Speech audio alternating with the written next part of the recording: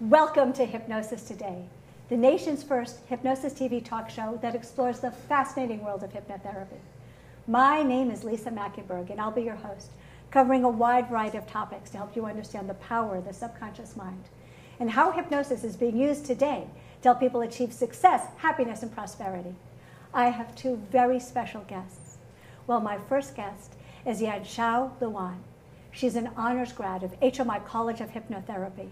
She has workshops all over Los Angeles on learning to love yourself.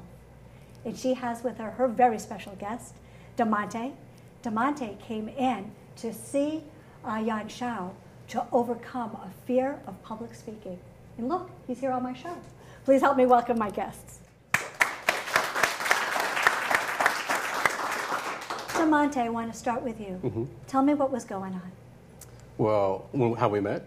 Well, sure. Okay, we met at a meetup group for business networking. And when you found out that Yanxiao was a hypnotherapist, what kind of a challenge were you struggling with? I had actually started taking a class in stand-up comedy, and that's something that I wanted to do because I've always struggled with public speaking. So when I found out that she was a hypnotherapist, I thought it was very interesting. I wanted to ask you a little bit about what was going on with you internally. How interesting. You had a fear of public speaking, and you wanted to do stand-up. Right. What an interesting, boom, the conscious hits the subconscious mind. Right. What did it feel like inside of your body when you thought about getting up in front of a bunch of people and doing your unique views on this world? I thought it would be awesome. I thought it would be something great if I could do it, you know. I thought that I could bring something different than that other comedians hadn't done before. So. And when you actually tried to do it, what happened? It went well. Excellent. Had a good reception. What was the fear like? On stage? Before? Oh, before... Before you even met Yanxiao? Oh, wow. Tell me about horrible.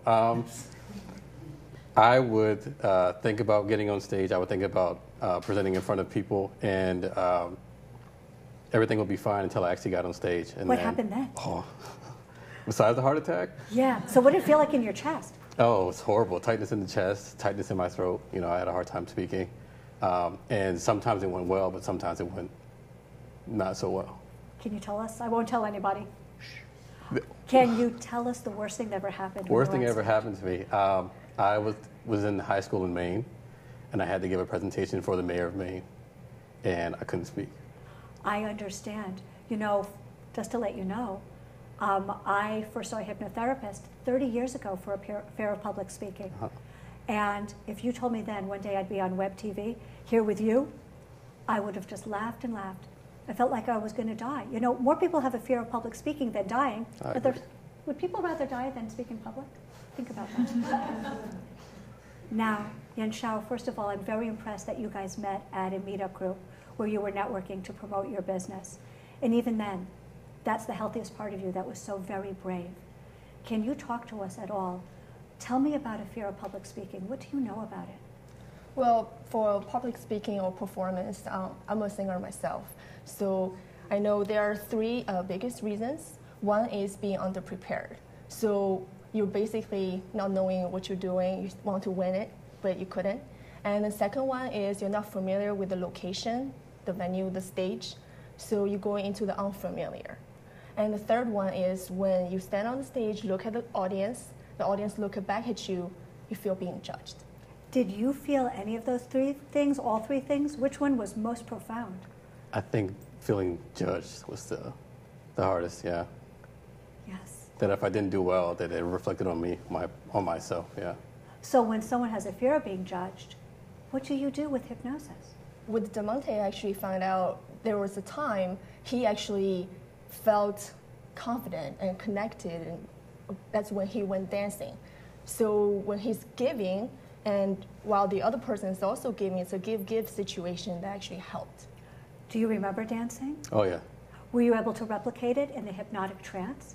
Yes, we did that. And how do you bring dancing, which is one type of performance, and not everybody's not staring at you like this. How do you bring that in to being the one and only person up on the stage?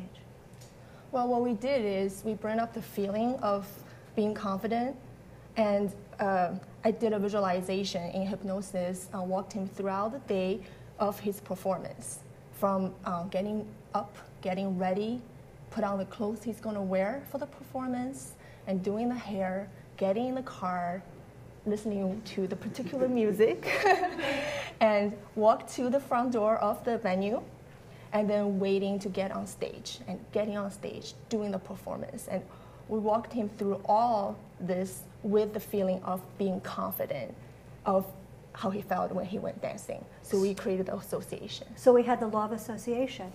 Now, when you were in the safety of Yan Shao's office, and she had you visualize getting up on stage and seeing all those hideous, beady little eyes staring at you, were you able to make the connection between the confidence and visualize being comfortable on stage? Yes. What was that like for you? Well, once I took it out of my head that I would be standing up and presenting in front of people, and I put myself in the mindset of when I'm going to go out dancing, it just, I don't know, it's a different feeling. So now the proof is in the pudding. When was the next time after you saw Yan Shao that you went on stage? I had a presentation, I think about, I'm sorry, not a presentation, I had a stand-up routine I had to do about maybe a month later. And then I think a week after I met her, I went on to practice, did some open mics. And was it like when you met the mayor and you just couldn't speak? No. What was it like? I'll admit, I felt a little nervous before I got on stage. But what happened once you saw those eyes? Once I got on stage, well, it was fine. How did the set go? Set went well. And what part of the hypnotherapy do you attribute to your success? Oh, I think I don't know the specific names of the parts, but imagining that I'm in the same mode as when I go out dancing, that was the biggest thing for me. Because I'm always excited to go out, so. Yes. Yeah. Now, are you only using hypnotherapy to do stand-up comedy? What else are you using the tools you learned in Yan Shao's office in the rest of your life? I'm currently leading a group therapies. So I'm a clinical psychology. That's my master's degree I'm going for. And so part of that is I lead a group therapy group. So. Did the fear of speaking in front of a group ever come back? You feel it. I mean, before I go on, yeah. But now? Once I'm there, it's fine, yeah. What did hypnosis feel like for you? The beginning was interesting because I thought I would feel like I would be in a trance or something, but I didn't feel that at all. I always felt in control, the whole way through. What did you know about hypnosis before you came in? I knew from studies that it worked, that the studies were pretty positive in favor of hypnotherapy, so. In what way wasn't it like you thought? You said you thought you'd be like in a trance state, and you were. Right. But no, I wasn't actually. You weren't in a trance state? No. Bad hypnotherapist. No. Well, let me explain. So when I think of trance, I think of like I'm no longer in control. I'm in some like tunnel somewhere. I think what I noticed the most was the breathing changed when I was under. And from someone who studies psychology to another, we're now what's called a beta state. Our brains are going about 12 beats per minute. When you concentrate on the breathing, get the relaxation, it goes down to about 8 beats, and it's a trance. But the only reason anyone comes in to see a hypnotherapist is to get more control, never to turn over control to somebody else. So going into becoming a doctor of psychology, are you going to use trance states with your patients? If I study hypnotherapy a little more, yeah. I think it's effective, definitely. Excellent. Yeah. What else can you tell us about dealing with anybody who has a fear or a phobia? Always be logical about it, and then create a feeling that's related to feeling confident. And there are actually 3 post-hypnotic suggestions. I'd love to hear them. Yeah, the first one is with each and every step you take onto the stage, you feel more and more confident. And the second one is as you plant your feet firmly on the stage and you are ready to deliver your best performance. And the third one is when you look into the audience and the audience look back at you, you feel great about the best performance you're going to deliver that will connect you with the audience. And that goes for being on stage and performing. But I'll tell you, Demonte, it also goes for leading a group, teaching a class. And the proof is in the pudding, guys. Here is someone who had a fear of public speaking, who is now on the stage on web TV, and is going out to everybody all over the world right now. And I think that that deserves a round of applause.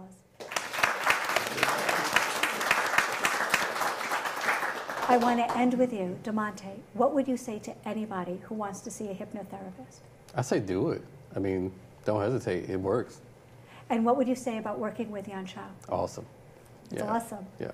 In one word, it is awesome. And use that, guys. Breathe in awesome. And that's your anchor for today. Well, I want to thank Yan Shao Luan. And you can reach her on hmigrads.com. Do you also Skype? Yes, I Skype all over the world, and also do the English and Mandarin. English and Mandarin, for those of you who speak Mandarin or English. We are going to take a short break. I want to thank everybody who's here in the studio audience and everyone who's watching at home. But please stay tuned, because when we come back, we're going to meet another HMI grad and learn about hypnosis and mind-body connection. Stay tuned. We'll be right back.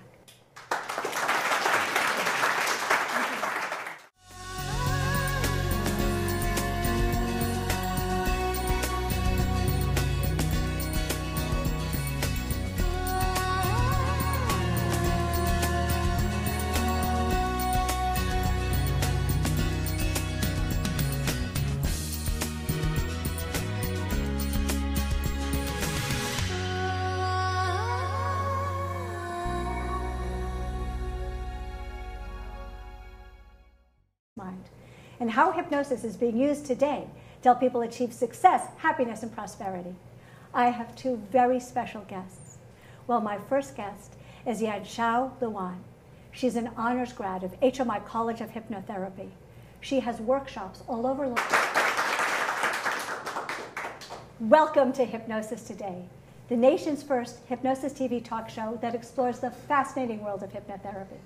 My name is Lisa Mackenberg, and I'll be your host, covering a wide variety of topics to help you understand the power of the subconscious.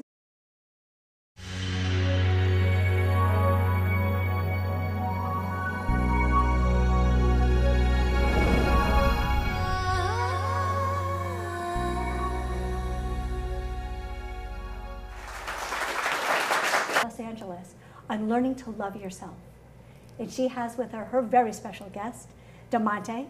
Demonte came in to see Yan Shao to overcome a fear of public speaking. And look, he's here on my show. Please help me welcome my guests. Demonte, I want to start with you. Tell me what was going on. Well, how we met? Well, sure. Okay, we met at a meetup group for business networking. And when you found out that Yan Shao was a hypnotherapist,